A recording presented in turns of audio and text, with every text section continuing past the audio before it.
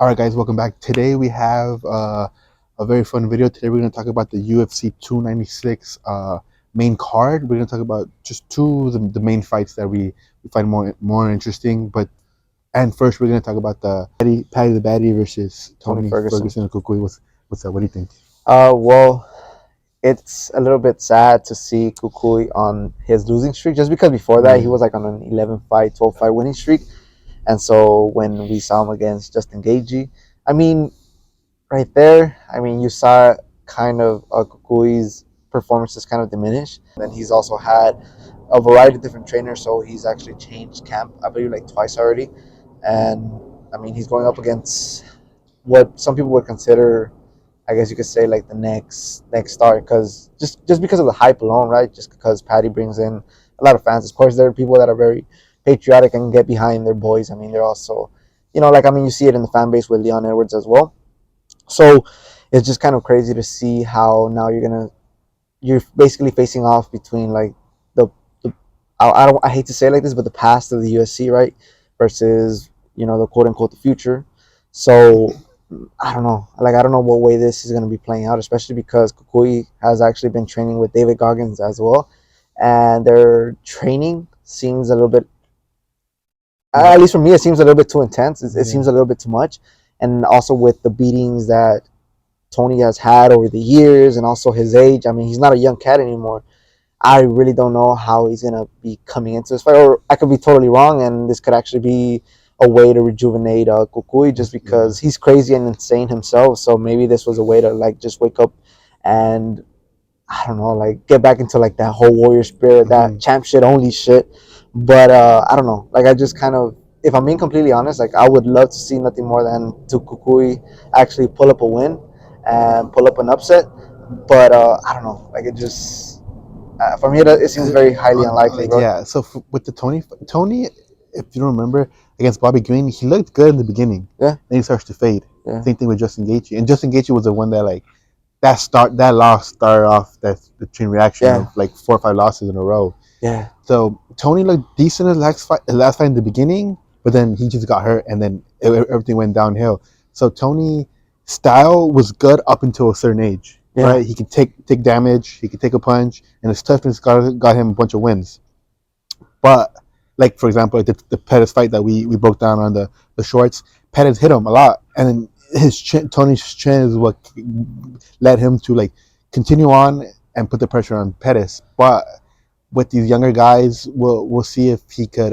We saw that he can't. His chin isn't the same as it used to be. He can't take the same beating. But Paddy the Baddy is a tough fight for him, but it's kind of a good matchup because Paddy fights with his hands down and his chin straight up. yeah. So someone that is gonna like be defensive and tee off on Tony is not gonna be Paddy, because Paddy's gonna fight kind of an unorthodox style. He's gonna fight with his chin down, so it gives Tony a better chance to finish the fight because he's still technically sound. Yeah. He's still good. It's just that his toughness isn't as good as it used to be. So we're gonna see a Paddy Pimblett that's gonna fight with his chin straight up, hands down, and Tony's gonna be honestly doing the same thing, chin up, hands down. So if we both have the same style, it's going to be who has the more durability. Obviously, the younger guy and Paddy, who hasn't been in that many wars as Tony, is going to be likely to be the favorite. But I think it's a good matchup because if you're fighting something like Bobby Green has a wicked Philly show, Yeah. so it's going to be hard. It was kind of difficult to hit him towards like the later rounds and then Tony's last fight. But someone like Paddy who fights straight down, hands straight down, and he fights kind of like Ryan Garcia with his chin up, and he kind of leans back a little bit when he's throwing his hook, similar to Adesanya. So we'll see if and Tony's never been like the power puncher. He's been more volume, and he's gonna cut you up and like elbow you. So if we see what I would like Tony to do, because I think Tony could still land. Yeah. I would like him to cut him up a little bit with them elbows, with them knees, and not rely too much on trying to knock him out with his punches. You should cut him up and kind of force a doctor stoppage because he's still a crazy man. He's still crazy good. So he can still bang. Yeah, he can still bang.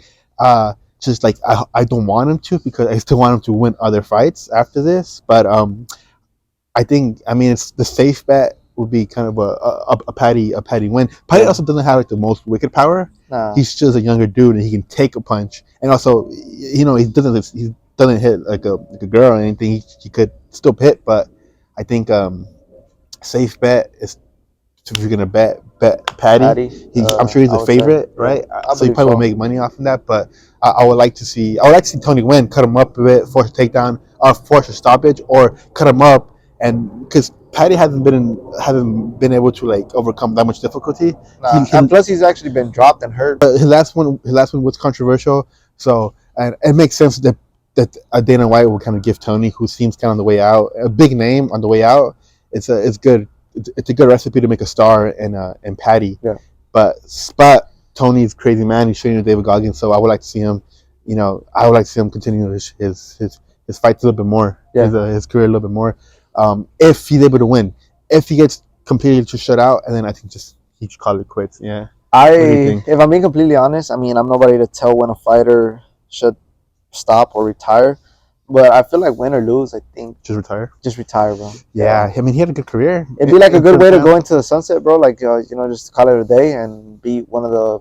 I mean, regardless of what happens here, I think Paddy Pimblett, I mean, he still has years ahead of him, and if he takes the opportunity to actually learn, get his fundamentals straight, more than likely he's gonna be a big star because he has the whole like the whole UFC machine. Yeah, exactly, bro, behind him. So I would advise Tony, like, win, lose, draw, just call it a day. Yeah. That's it's safe. It's fair.